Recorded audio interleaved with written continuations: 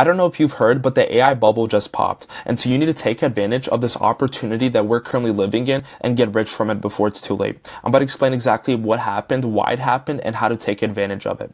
And so the first thing we have to look at is what is happening with the AI hype. And there's numerous reports, things coming out like MIT saying that 95% of generative AI pilots are failing. Sam Altman, the CEO of OpenAI, sees an AI bubble forming within the industry. And, Meta, Mark Zuckerberg was going out here spending billions of dollars to acquire the top AI talent, and they've taken a step back. They've frozen their spending, and they're taking a step back. And so we have to ask ourselves, has AI been overhyped, and now we're seeing the burst of a major bubble, or is this simply a healthy correction? And to answer that question, we have to take a look at something called the hype cycle. And we have to look at history. We have to see what happened with previous major technological revolutions like smartphones, internets, etc., pieces of technology that transformed the way we live and how this process occurred. And so we have to take a look at this chart, and this chart kind of visualizes how the hype cycle occurs. On the x-axis, or on the y-axis, we have the expectations, and on the x-axis, we have the time that it takes, for these processes that these expectations go through. So the first phase is the innovation trigger, and I'll explain all these phases and what they mean. The first phase is the innovation trigger, then it goes up to the peak of inflated expectations, then we go down to the trough of disillusionment, I cannot explain that word. This is where we're currently at. Then it goes to the slope of enlightenment, and then goes into the plateau of productivity. Okay, and so now I want to explain each of these phases one by one and what it means, and how the AI cycle, or the AI revolution, went through each of these phases. So the first phase, which is the innovation trigger, was when the ChatGPT moment happened in 2022. I don't know if you remember, but it's when, there's all these reports coming out that ChatGPT was being the fastest downloaded app, within the history of the App Store, and it was going crazy. Okay, this was sort of that innovation trigger that sparked the rest of this revolution. And the second phase is the peak of inflated expectations.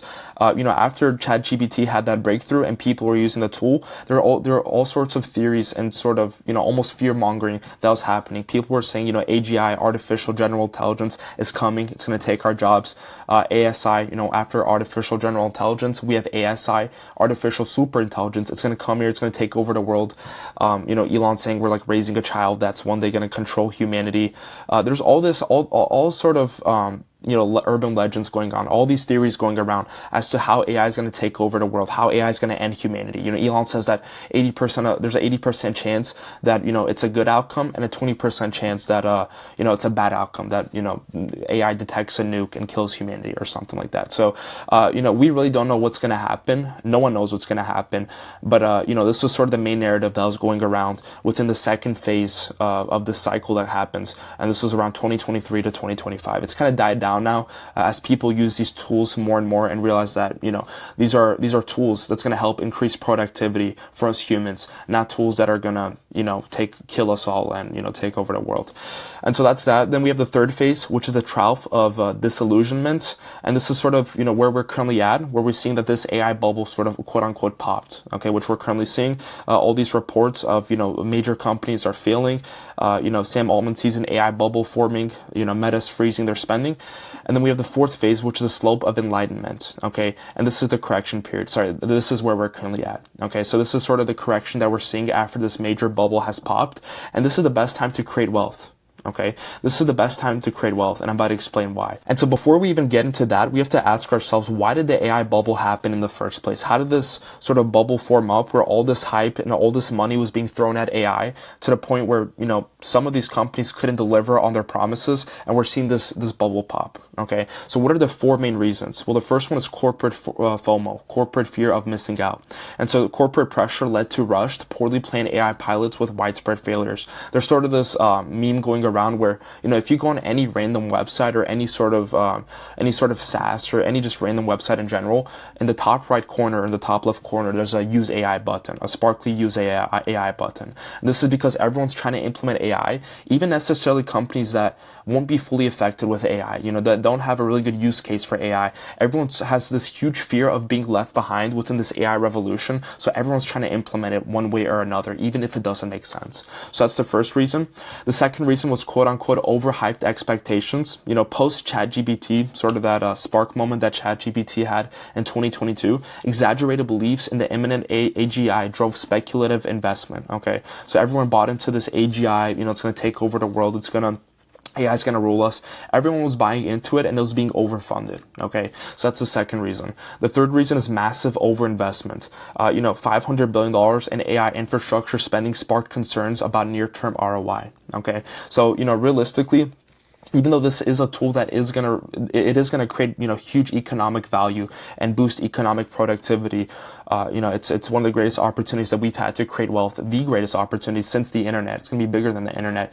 There was this thing of short-term massive overinvestment where like we saw up here, a lot of these companies were not able to deliver on the promises they made to these VCs, to these investors. Okay, which is a problem. And then the fourth reason was talent and startup frenzy. Okay, so overheated hiring and startup acquisition offers inflated valuations beyond practical progress. So I don't know if you're seeing, there's like a lot of these companies that, they get funded, they just start up and they get a crazy valuation. Okay. So, really being able to quantify, one of the hardest things about this entire revolution that we're going through, this AI revolution, is how do we quantify the value that's going to be provided, within this revolution and, on a micro level within these companies. Okay. And so we're trying to kind of find that right middle ground. And, that's why we're kind of seeing a correction happen right now, within this AI bubble. And so what did this lead to? Well, the main thing it led to was unstable growth. Okay. Back against that report, 95% of AI pilot companies are failing. And so this isn't the first time that something like this has happened. And the most prominent recent example of a sequence of events similar to this one was the internet. Okay. And so, specifically the dot-com bubble. If we take a look at the sequence of events that happened in the dot-com bubble, you'll see that it's almost scary how similar it is to the current AI revolution, the current quote unquote bubble that we're going through. And so the first thing that happened was the hype surge. There's the Mosaic browser, which sparked internet excitement, drove massive investment in startups, and the NASDAQ soared over 400%, fueled by low interest rates and speculative fervor. Okay. Which is similar to the ChatGPT moment that we had back in 2022. And then the second step that happened was the overvaluation frenzy. Companies with minimal revenue went public, valued on eyeballs, which is user traffic, rather than profits, inflating a bubble of unsustainable ventures. And then the third one, and this is similar to, a lot of these companies getting crazy valuations and not being able to necessarily deliver on the promises that they've, made or provide the value that they thought they could have provided. And so then the third thing that happened was a market crash, which happened around 2002. Rising interest rates and failures like Pets.com triggered a sell-off, with the NASDAQ crashing 78%, wiping out $5 trillion and clearing out weak players. Then we saw the post-crash opportunity, which is kind of where we're in between. Right now, we're currently in between step 3 and 4 with this AI revolution. We're currently in the transition period between sort of this correction that's happening, this quote-unquote crash, and this post-crash opportunity, this era of stable growth for AI. And so the crash freed up talent, infrastructure, and resources at a lower cost, while internet usage surged 50% to over 80% of U.S. household penetration by 2010. And then number 5 was quote unquote the perfect time to start if you want to start an AI, internet company. And so the early 2000s offered a clear field for focused startups with less hype and a growing user base. Companies like Google, Facebook, and YouTube built real value. Okay, these companies weren't started during the dot-com, or most of them weren't started during the dot-com bubble, where there was all this crazy hype around it, all this unsustainable growth happening, but rather post-market crash, when there was a more realistic playing field, a more level playing field that was truly based on merit and value, not based on hype. And so then explosive growth happened. The Web 2.0 era birthed thriving industries, cloud computing, social media, e-commerce, generating trillions in economic value, making it a golden age for innovative internet companies. Okay, and this is sort of the same exact timeline that we're currently going through with the AI revolution. Like I said, we're currently in between the process, sort of the transition period between the quote-unquote market crash and the post-crash opportunity, which is the best time to start an AI business. And so, like I said, building a company during stage 1 and 2 is like building a tower on a quicksand foundation. So if you're building your company during the peak of inflated expectations, you're building it on a soft, weak foundation. Okay, which you might make a lot of money, in the short term, but in the long term, it's unsustainable. Okay, which is not good if you're building your company off of the hype that's sort of going around, not pure true value. And so the best time to build a company is during the slope of enlightenment. Okay, which is where we're heading to right now. And so why? There's 3 main reasons. The first one is predictable growth. Second one is realistic optimism, and third one is sustainable value creation. And so we're currently transitioning into the slope of enlightenment. And so how do you go about selling or building an AI service business business now in this transitionary period? Well, the main thing you have to keep in mind is you have to provide real value. Yes, putting AI, just slapping AI on your offer does make it more desirable, but simply selling one AI tool for mechanism or mechanism isn't enough. You need to choose a winning market and solve all the problems in between your market's current and their desired situations. You might make some money by slapping AI, on your offer and just selling one tool, but you're not going to make a lot of money, especially in the long term. Okay. And so you do need to provide real results and you do need to provide real value. And, doing that with AI is that extra bonus. It's that gasoline being poured on the fire. But, you need to be able to provide results for people and solve real problems. And here's an overview of how to do it. And so step one, you need to choose a good market. If you're not choosing a good market, if the market you're selling to doesn't have any money, you can't find them, they don't have any problems that you can solve, then, how are you going to reverse engineer it and build a solution and sell things to them? How are you going to market to them if you can't find them? How are you going to sell to them if they don't have money to buy your things? So you need to choose a winning market, especially in the beginning. You need to be, smart with your resource allocation and also how you strategize about, getting started and getting your business off the ground. And so you need to understand what distinguishes a good market from a bad market. Well, a good market are markets that are growing and not dying. They're easy to find online. There's at least 50,000 businesses within the US, if that's where you're selling. They aren't broke. And, in the beginning, the least competitive, the better. So that way, you can book calls for a cheaper cost. You can, acquire customers for a cheaper cost. And you can also predictably deliver results. So, and what makes a market bad? Well, it's the complete opposite of what makes a market good. So if the market is dying, you want to avoid them. If they're hard to find online, you want to avoid them. If they have less than 50,000 businesses in the US, you want to avoid them. And of course, if they don't have any money to afford what you're selling, avoid them at all costs. Okay. And so, brick and mortar businesses are by far the best ones to target in the beginning. Why? Well, they have the most money, they're the least sophisticated, and they're the least competitive. Okay. There's two main types of brick and mortar businesses. There's home remodeling businesses and there's service providers. And so when it comes to home remodeling businesses, these are businesses like roofers, HVAC, landscapers, businesses that, build and provide real value, real physical value to the economy, to society.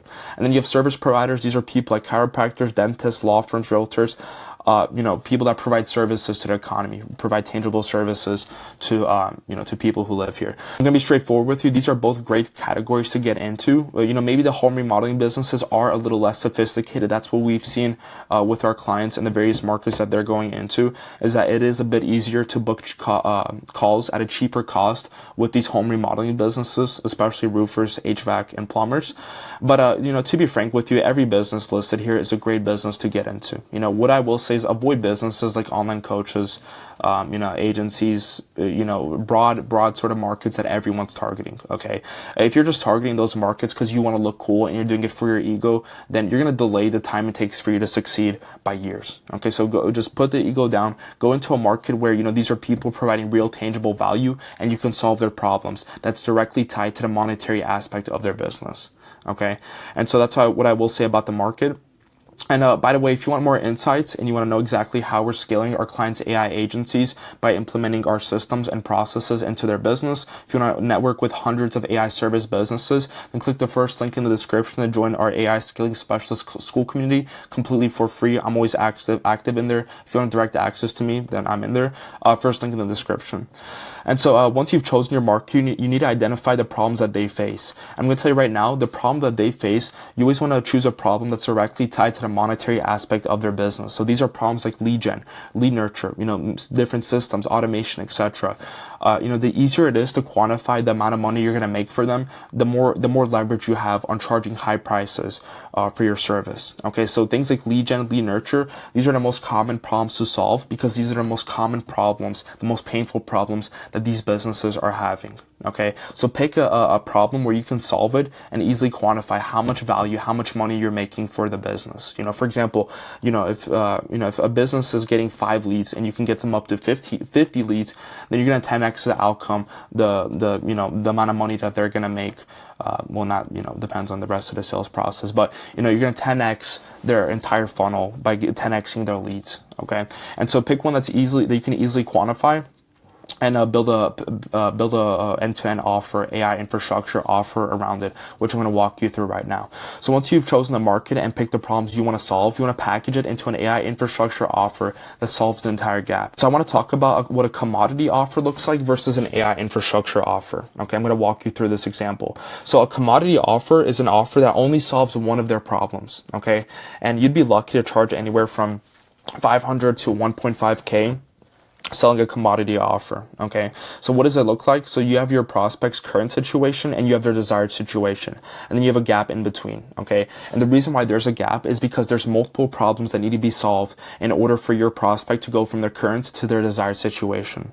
Okay, so for example, if their current situation is they're not getting leads, predictably, they're barely getting any leads, and their desired situation is getting high quality leads predictably, well, there's multiple problems that need to be solved. You need to solve the problem of lead generation, lead nurture, let's say, automation systems that need to be integrated in order for them to for that to happen seamlessly. And so, there's multiple problems, but if you're implementing one mechanism that solves one problem, then you're a commodity. Okay, if you're only solving one problem, you're a general problem solver. There's also a low probability of them reaching their desired situation. You're easy to copy because you're not unique, and you're also selling your time, which means you're not leveraged. Okay, avoid selling your time for money at all costs. You want to be leveraged. Decouple your time and the money you make. Okay, you want to have leverage, and you also can't charge high prices because you're not perceived as valuable. You're perceived as a commodity. Okay, and so what you want to do is you want to take this and you want to package it into an AI infrastructure offer, which looks like this. Okay, so you know how I mentioned that there's multiple problems in between your prospect's current and their desired situation? Well, you want to implement a sequence of mechanisms and package it into an offer that solves all those problems. Okay, and there's multiple examples. We have multiple examples within the AI Scaling Specialist School community. Like I said, first link in the description if you want to join and get more insights on exactly how to choose the right market and build a high-ticket AI infrastructure offer around the problems they're having and charge anywhere from 5 to 10. We've even seen clients charging 15K upfront for these offers. And so, if you're implementing a variety of mechanisms to solve every problem in between their current and their desired situation, then you're a specialized problem solver because you're solving a narrow, specific, you're solving for an outcome and you're solving every problem in between their current and their desired situation in order to achieve that outcome. There's also a much higher probability of them reaching their desired situation, and which means you're actually going to be able to get results for your customers to leverage to acquire more customers. And you're hard to copy because I'm going to be honest with you, this is a higher barrier entry opportunity opposed to this. It's harder to build this offer out. It takes more upfront effort. But if you put in that upfront effort to build this offer out and, build a real tangible, valuable offer, not just a commodity offer where you're selling one mechanism, building one AI tool because someone on YouTube told you so, well, you're gonna have less competition down the line because most people are not, don't want to put in the work upfront to build a valuable offer and do the research and gather the insights it takes to build it. Okay, and so it's more upfront effort, but that means that you're harder to copy and there's gonna be less competition down the line. And so, you're selling systems that are already built. Okay, you build these systems once and you're able to sell them forever. And you can charge a premium so that you can hire a fulfillment team. Okay, when if you're selling this for, let's say, like $1,000, $2,000, let's say you sell it for $2,000, okay, which is like, in 2025 is like a dream if you're able to sell one tool, let's say one voice dialer for $2,000. If you sell it for $2,000, let's say you spent $1,000 on ads, or like, $800, $1,000 on ads to acquire this customer, you only have $1,000 left to work with. Okay, you spent $1,000 to acquire your customer. Now you need to fulfill. Okay, and so you have no money left over for building a great team, for acquiring more customers. You're operating on low profits. You want to build out a valuable offer that you can charge 5, 10, 15K upfront. So once you do pay to acquire a customer, you still have money left over to acquire more customers and build out a team to actually fulfill for you. Okay, and so you don't want to be playing this game where you're always trying to acquire more and more customers because you're churning them. You never have money. You want to be able to breathe. You started a business not because you want to stress 24/7, but because the same reasons why everyone starts a business: time freedom, location freedom, financial freedom. And the way you're going to do that is by putting in more effort up front and providing real tangible value so you can charge more for it. Okay, this is the key to sustainably building an AI service business by providing actual value to your market and being indispensable to your clients, not by taking the lazy route and selling a commodity and slapping AI on it to make it sound trendy. Okay, and so right now we're currently in the best time to build wealth within this AI revolution. This is where we're currently at, and right now is the most sustainable time to build a real long-lasting AI service business. Not building it off of hype, but by building it off of real value. And to provide real value, you need to solve every problem in between the gap of your customer's current and their desired situation. Okay, and so I hope you got some value out of this video. Once again, first link in the description is the AI Scaling Specialist School community. We're about to hit 1,000 members, and so I hope you join it. If you want direct access to me, I'm in there. If you have any questions, feel free to ask me, and I'll see you on the inside.